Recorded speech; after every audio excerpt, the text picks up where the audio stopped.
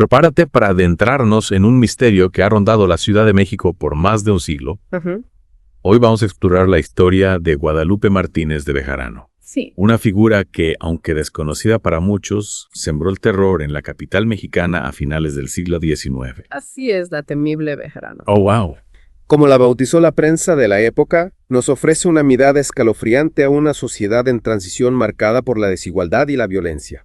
Imaginemos por un momento la Ciudad de México de finales del siglo XIX. Una ciudad en plena transformación, con sus luces y sombras, donde la modernidad se abría paso a la par de la miseria y la injusticia. Y en este escenario surge la figura de Bejarano. Sí. Una mujer envuelta en un halo de misterio. Sabemos muy poco de su vida personal. Ajá. Pero los detalles que han llegado hasta nosotros son realmente perturbadores. Lo poco que sabemos es que estuvo casada y tuvo al menos un hijo, Aurelio. Y a juzgar por su modus operandi, parece que pertenecía a una clase social acomodada. Esta posición le habría permitido moverse con cierta impunidad y atraer a sus víctimas con engaños. Víctimas que lamentablemente eran jóvenes y niñas pobres, quienes veían en las promesas de trabajo de Bejarano una oportunidad para escapar de la pobreza. Exacto. Pero al cruzar el umbral de su hogar se topaban con una realidad aterradora. Una realidad que superaba cualquier pesadilla. Bejarano, tras una fachada de respetabilidad, ocultaba una crueldad inimaginable. Sometía a estas jóvenes a torturas brutales con un componente sexual que estremece. Las crónicas de la época hablan de métodos de tortura realmente espeluznantes. Métodos como la cesía romana, ¿verdad? Sí, la silla romana. Es difícil siquiera imaginar el sufrimiento que sus Ajá. chicas padecieron. Era un método de tortura común en aquella época. La silla romana era un instrumento de tortura utilizado desde la época romana, Wow. pero no era común en la sociedad mexicana del siglo XIX. Su uso por parte de Bejarano nos habla de una mente perversa capaz de infligir un dolor extremo y prolongado. Es importante recordar que en aquella época la ciencia forense apenas estaba en sus inicios. Las técnicas de investigación criminal eran rudimentarias y la policía se basaba principalmente en testimonios y evidencias circunstanciales. Imagino que en un contexto como ese alguien como Bejarano pudo actuar con impunidad durante algún tiempo. Exactamente. La primera víctima conocida de Bejarano fue Casimira Juárez, asesinada en 1887.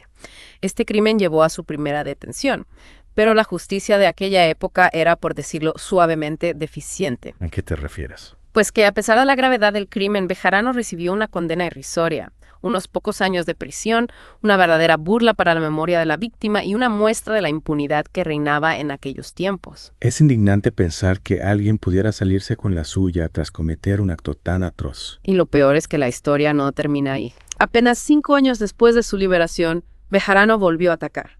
Esta vez las víctimas fueron 2 hermanas, Guadalupe y Crescencia Pineda.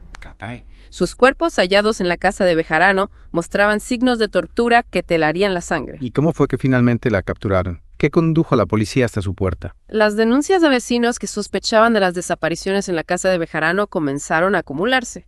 Además, hubo un giro inesperado en la historia. Alguien muy cercano a ella la traicionó. ¿De quién se trataba? Su propio hijo, Aurelio, proporcionó un testimonio crucial que desenmascaró los crímenes de su madre. Es increíble. ¿Qué pudo llevar a Aurelio a traicionar a su propia sangre? ¿Fue un acto de redención? ¿De venganza? ¿O simplemente de autoprotección? Las motivaciones de Aurelio se perdieron en las brumas del tiempo, pero su testimonio fue clave para que Bejarano enfrentara un juicio. El juicio de la temible Bejarano capturó la atención de todo México. La indignación pública era palpable, y muchos clamaban por la pena de muerte. ¿Y qué sucedió? ¿Se hizo justicia? La justicia, una vez más, dejó mucho que desear.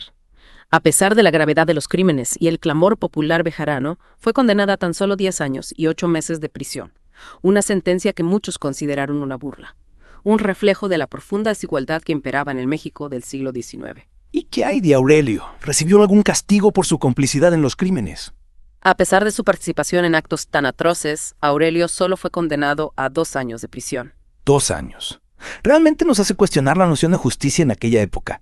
Es difícil comprender cómo un sistema judicial podía ser tan indulgente con crímenes tan terribles. El caso de la temible Bejarano es una ventana a un pasado oscuro donde la impunidad y la corrupción campaban a sus anchas, especialmente cuando las víctimas eran pobres e indefensas. Los últimos días de Bejarano transcurrieron en la cárcel de Belén, donde murió antes de cumplir su condena. Aislada, repudiada, incluso por sus compañeras de prisión, la temible Bejarano se convirtió en un fantasma, un símbolo del horror que aún hoy nos estremece. ¿Cómo es que la prensa de la época cubrió su caso? La prensa jugó un papel crucial en la construcción del mito de la temible Bejarano. Los periódicos se hicieron eco de la brutalidad de sus crímenes, publicaban crónicas detalladas de los asesinatos, los juicios y hasta los rumores que circulaban en la ciudad. ¿Crees que la prensa pudo haber exagerado o sensacionalizado algunos aspectos del caso? Sin duda, la prensa de aquella época, al igual que hoy en día, buscaba atraer la atención del público. Es probable que algunos detalles hayan sido exagerados o incluso inventados para aumentar el morbo y la fascinación por el caso. Y al hacerlo, contribuyeron a crear una imagen casi demoníaca de Bejarano. Exacto. La imagen de Bejarano como una mujer despiadada, capaz de cometer actos de una crueldad inimaginable, se grabó en la mente del público. Y aunque es innegable que sus crímenes fueron atroces, es importante recordar que la prensa también tiene el poder de moldear la percepción pública, a veces con consecuencias imprevistas. En ese sentido, la temible Bejarano se convirtió en un personaje casi legendario, un símbolo del lado oscuro de la sociedad mexicana del siglo XIX. Un símbolo que, a pesar del paso del tiempo, sigue generando interés y controversia. Su caso nos obliga a reflexionar sobre la naturaleza del mal, sobre las condiciones sociales que permiten que florezca la violencia y la impunidad. Y también nos recuerda la importancia de la justicia, de que los culpables de crímenes tan atroces sean castigados con todo el peso de la ley. Sin embargo, el caso de Bejarano también nos plantea una serie de preguntas sin respuesta. ¿Qué llevó a una mujer aparentemente normal a cometer actos de una crueldad tan extrema? ¿Fue producto de una mente enferma, de un trauma pasado, o de la influencia de un entorno social corrupto y violento? Son preguntas difíciles que quizás nunca tengan una respuesta definitiva. Pero al menos, al analizar su caso, podemos intentar comprender mejor la complejidad de la naturaleza humana con sus luces y sus sombras. Y también podemos aprender del pasado para construir un futuro más justo y equitativo donde la violencia y la impunidad no tengan cabida. Es importante que recordemos a las víctimas de la temible Bejarano, que no olvidemos el sufrimiento que padecieron a manos de esta mujer. Sus historias merecen ser recordadas, no solo para honrar su memoria, sino también para que la sociedad aprenda de los errores del pasado. Es realmente escalofriante pensar que la historia de Bejarano, con toda su brutalidad, no es un caso aislado. A lo largo de la historia, hemos visto cómo la maldad humana se manifiesta de las formas más inesperadas y terribles. Lamentablemente, es una realidad que sigue presente en nuestros días. La violencia, la crueldad, la injusticia, son males que persisten y debemos combatir sin descanso. Y para combatirlos, primero debemos comprenderlos. El caso de la temible Bejarano, con sus complejidades y contradicciones, nos da una oportunidad única para reflexionar sobre las raíces del mal. ¿Qué lleva a una persona a cometer actos tan atroces? Exacto. ¿Es la sociedad la que corrompe al individuo o la maldad es una característica intrínseca a la naturaleza humana? Estas son preguntas que han intrigado a filósofos y pensadores durante siglos. Y en el caso de Bejarano, estas preguntas adquieren una dimensión aún más inquietante. Sin duda. A diferencia de otros criminales de la época, Bejarano no actuaba por necesidad o venganza. Sus crímenes tenían un componente sádico, un placer perverso en el sufrimiento ajeno. Esto nos lleva a preguntarnos si la maldad en ocasiones puede ser un fin en sí misma. Es una idea aterradora sin duda. Nos hace cuestionar nuestra propia capacidad para comprender la oscuridad que puede habitar en el corazón humano. Pero no debemos caer en la desesperanza. Si bien la maldad existe, también existe la bondad, la compasión y el deseo de justicia. Y son estas fuerzas las que deben guiarnos en la construcción de un mundo mejor.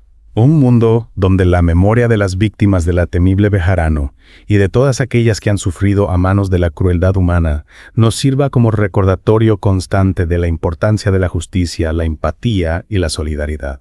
Un mundo donde la historia de Bejarano no se repita jamás. Y con esta reflexión llegamos al final de nuestro viaje por los oscuros recovecos de la Ciudad de México del siglo XIX.